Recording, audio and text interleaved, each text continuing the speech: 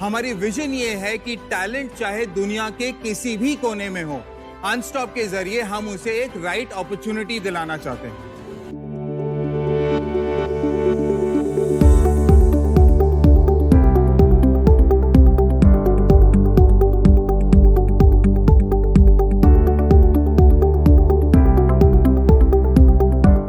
Hi sir, a very good morning and thank you so much for hosting us in your beautiful home. Thank you so much.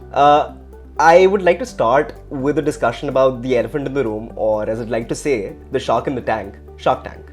So could you tell us a little bit about your experience appearing on Shark Tank India? I think it was phenomenal. Earlier I was having apprehensions what it's like to be pitching to all the sharks, what questions would they be asking me, whether I'll feel comfortable or not. But I think overall the shoot, the questions, all the sharks, everything went really well. I was able to get across all my points very clearly and articulately. I'm glad finally we closed a deal with 4 sharks. Amazing to know. Congratulations on that, sir. Can you give us a brief overview about Unstop, and how did the idea of Unstop come to be? Sure. So Unstop is an early talent engagement and hiring platform with 4.5 million users and 100 plus enterprise customers. So if you take any of the top recruiters like Flipkart, Amazon, Reliance, Mahindra, all of them work with us to engage students and early talent. Now this is the idea came and it all started. So the roots were laid out in IMT Ghaziabad itself in the first floor of the C lobby, where in my first year itself I was looking at participating in different engagements by different B schools, as well as, then there were only a couple of companies that used to do such kind of engagements. But because there wasn't an online platform, so the information that was reaching out to me was too late to do anything, right? And sometimes the information reached me even after the deadline. So I started this as a blog called Dare to Compete, where I used to push in information about all the events that used to happen. It sort of was a blog until 2016, 2017, while I was working with Deloitte and other companies or so. And then only in 2017 we transformed that blog to a professional website where we open it up for college students also to list their events themselves. But at that point in time it was only in B schools and pretty much an exclusive community of the premier B schools, let's say 30-35 B schools or so. And then slowly and steadily we basically went on a journey to open it up for everybody, all students irrespective of their backgrounds. And last year we did a major pivot where we wanted anybody and everybody, irrespective of what is their size in terms of the company, 1,000 plus employee company or a 10,000 plus employee company, of 100 employee company or so, they should be able to hop on to Unstop and engage with talent sitting in any part of the world. In layman terms, we basically are saying that we are a LinkedIn plus a Naukri killer. When I have to explain somebody and who doesn't get it, I basically say that we are the LinkedIn for students. But eventually we want to go so big that LinkedIn starts saying that they are the Unstop of working professionals. I hope that happens very fast. So I can say as a B school student myself that we are very familiar with the platform. Hosting events on the platform is a breeze for us. Moving on, how do you think that Shark Tank is going to help you and Unstop grow? So I think I went into Shark Tank because of primarily 3 reasons. Okay, money, definitely. It's not 100% required because we are profitable, but obviously when you are actually giving out your equity, it has to be for some sort of valuation, right? But more importantly, the other 2 things, I'm the solo founder, right? I need more thought partners. I need more brains who have been there, done that, working for me. And that was my primary reason to get as many sharks as possible on my cap table, because I'll be able to get at least newer things from each and every shark because of their background and because of the work that they are doing, right? So that's why valuation wasn't my concern, or the money that I'm raising wasn't my concern. My main concern or the main want was I get as many sharks as possible. And the third obviously was that Shark Tank is a very, very good platform. You get organic reach, right? We've been bootstrapped. Our cost of acquisition per user is negligible. And this basically takes that forward because Shark Tank gives us more users because everybody will watch it. So we get more branding. Can you walk us through the biggest challenges you faced while building Unstop and how you overcame them? So I think many people do ask me whether you need a co-founder, whether should they be going out for a co-founder or so. I think the biggest obstacle or the challenge, so to say, for any entrepreneur, or even if not an entrepreneur, a manager who is doing a task, is to get the impeccable team, right? So my response is that if you get a co-founder, it is good to have, but it is essential to have a good team that can work like a co-founder, right? And that is the biggest challenge. Fortunately for me, I think in my leadership team, I have one of the best people in the industry from good institutes who have been there, done that. And they are sort of my go-to guys, my thought partners, and because of them, Unstop is what it is right now. So the biggest challenge that not only me, but majorly all entrepreneurs generally face is the team. How do you get the founding team off the ground? I mean, having people who you can bounce off ideas and get more ideas from is always a benefit to have. So could you please tell us a bit more about the kind of accomplishments and milestones you've had with Unstop? I think the best milestone has been, very frankly, intentional. Just after Shark Tank airing, the kind of posts that I am seeing, the kind of words that I've been seeing from our own users, right? They have gone all gaga about the exposure that Unstop has given them, right? And that makes me feel so good. That there are people across India, across institutes, who have benefited from the opportunities on Unstop. And I think that's the best milestone. The opportunities that you don't get in your campuses or elsewhere, you're only able to get it on Unstop. We have been able to provide that to 4.5 million students as of today, which is really phenomenal in my opinion. Absolutely, sir. How has the response been from college students regarding Unstop? Is there any feature benefit of Unstop that is underutilized according to you?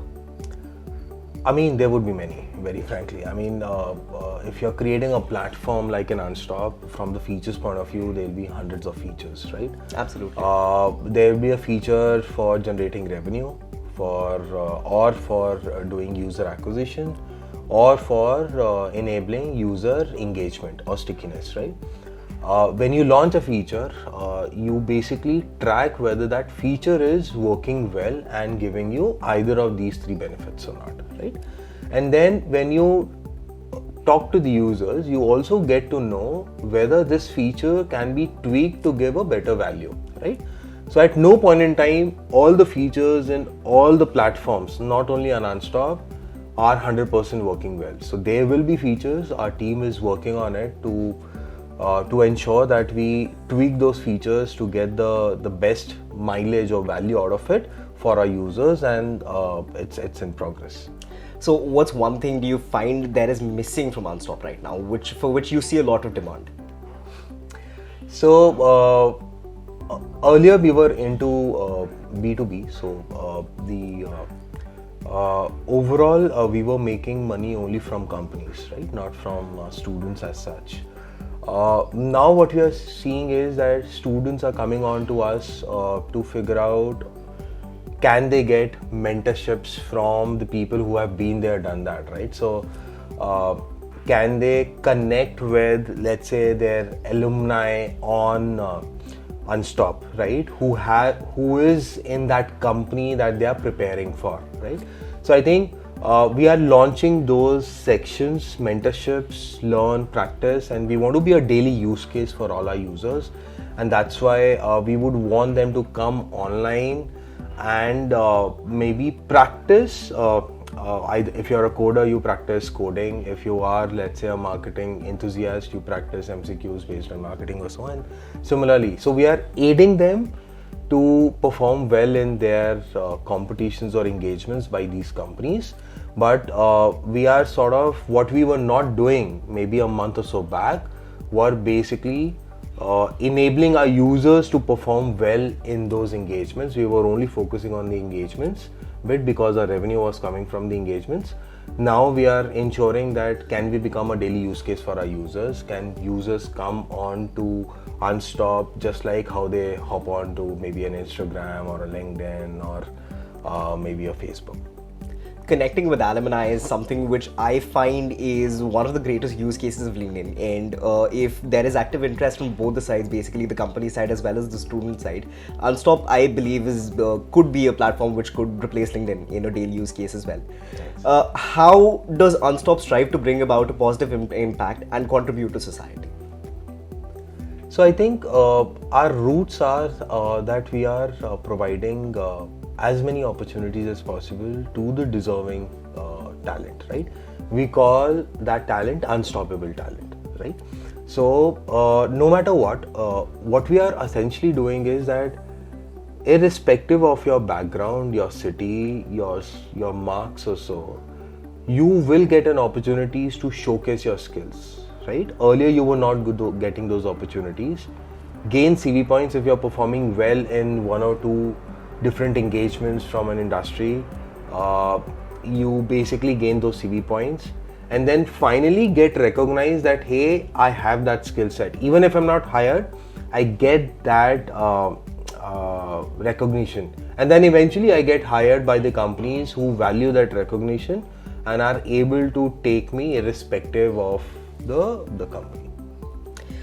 So how was your experience at IMT Ghaziabad as a student, and how has the environment here helped the development and growth of Unstop?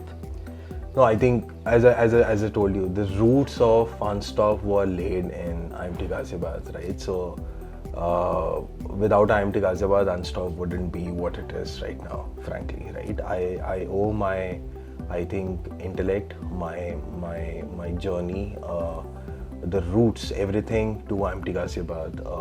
I had phenomenal friends.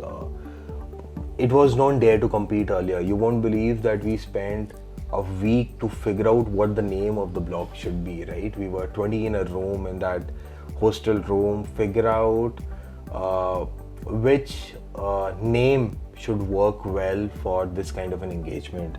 We had multiple names, right? So then any feature that we were launching, I think the IMTians, my friends, were the first to go to guys. In my early days, IMT gave me that privilege to sort of just be on my own, right? So the first few users or so were the IMTians. The first few competitions that were getting launched were the IMT Passion. It still happens, right? The cultural festival that was hosted on Unstop. I mean, when it was there to compete. So yeah, I mean, I think I owe Unstop to IMT Ghaziabad. It has played a very critical role.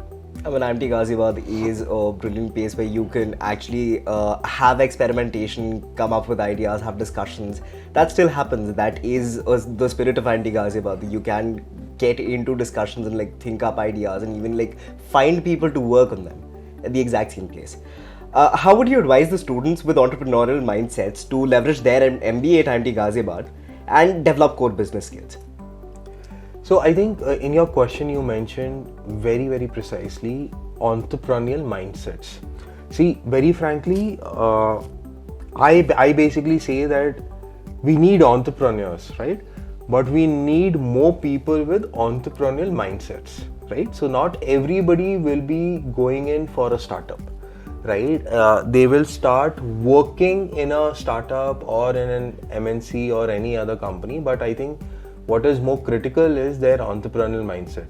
How they get things off the ground, right? How they are able to get their A team, correct? How are they able to sort of see the same thing from different vantage points, correct? So I think any student who is looking at excelling in his or her or their career, developing that entrepreneurial mindset is very, very important. And the first thing for that to happen is essentially thinking a problem from different vantage points, discussing about that problem with as many people as possible, and then trying to resolve it and solve it. It's about perspective, and I think B schools are a good place to gain perspective, meet new people, understand different viewpoints as well. How can the students go beyond the norms of daily academia and scale a business opportunity? Is there like a secret? Because if that's a secret, I want to know about it. I mean, very frankly, I have seen not only students but many people thinking too much and not taking action. So, the point is that I tell everybody that whatever you want to do, whether you want to do sort of have a 100-meter race or a sprint or maybe a marathon, right? But if you want to prepare, right, start today as if there is no tomorrow, correct? What they generally do is that they push it on to the other days to kickstart, or they will have certain milestones. If I get this, then only I'll go into this or so. I think that is restricting them to do their business, because what they can do today, they may not be able to do tomorrow. So my only advice to them would be that start today and don't think of tomorrow. So this conversation has been extremely candid and also very insightful for me personally, and I believe it's going to be extremely insightful for our audience as well. Thank you so much for your time. Thank you so much. Thanks for inviting me.